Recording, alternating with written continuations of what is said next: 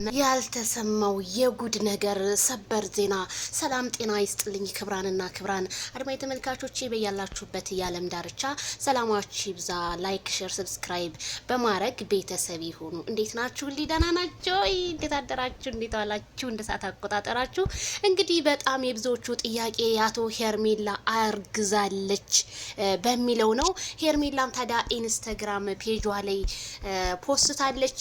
አሁን ምን አለች? ምንም ቢያደርግልህ መጣላት በማችለው ሰው መፈተን ከባድ ነው ብላለች። እንግዲህ ሄርሜላ ከማጋ ተጣላሽ? ከማጋ ከአብርሃም ጋር መቼም አልተጣላሽም። እና ሄርሜላ እርጉዝ ናት። ሄርሜላ እርጉዝ ናት። ያረገዘችው ተማን ነው? አንቺም አርግዘሻል። የርብርብ ልጅ እኛም ይደርሰናል። አንድ እግር ከአንድ እጅ እንዴ እውነትን ነው። የርብርብ ልጅ ነው እንጂ የሚወጣ አይደል? አሁን ማን ያስረገዘሽ? እንግዲህ እኛም ያየንሽ በየበረሃው በየምናምኑ ወንድ ላይ ስትለጣጠፊ ነበረ። የጋሽዬ ታደሰ ልጅ እንደሆነ እሱን ለማስጠመድ ከሆነ ደግሞ አሁን ይችን አይዲያ ያመጣሽው አብርሃም ታደሰ እንደሆነ ቆፍጠንጠን ያለ የጀግናይቷ የሩታ ሀብቴ ባል ነው። የጋሽዬ ታደሰ ልጅ ነው።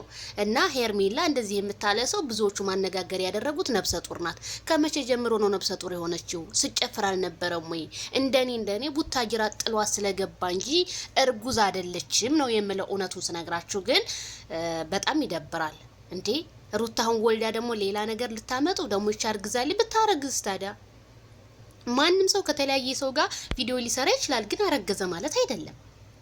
እኔ በጣም ነው የሚያስደነግጠው ቤተሰቡዬ። እኔም በጣም ገርሞኛል እውነታው እስከሚወጣ ድረስ። ሄርሜላ ግን ኢንስታግራሟ ፔጇ ላይ እየቀወጠችው ነው ማለት ነው። ዛሬ ምን ይዛብን እንደምመጣ እኔ በጣም ነው የፈራሁት። በጣም የሚያስፈራ ነገር ነው ዛሬው። እና እንዲሁም ማርክዬ እድሜ ስንት እንደሆነ ባናቅም እንኳን ተወለድክ ሃፒ በርዝዴይ ብለናል። ብሩኬ መልእክት አስተላልፎለታል። እንኳንም መልካም ልደት ይሁንልክ ብሏል ማለት ነው። መልካም ልደት ብለናል። ማርክ የሰው ጥግ እላችኋለሁ። ይሄንን ይመስላል። ላይክ፣ ሼር፣ ሰብስክራይብ በማድረግ ቤተሰብ ይሁኑ።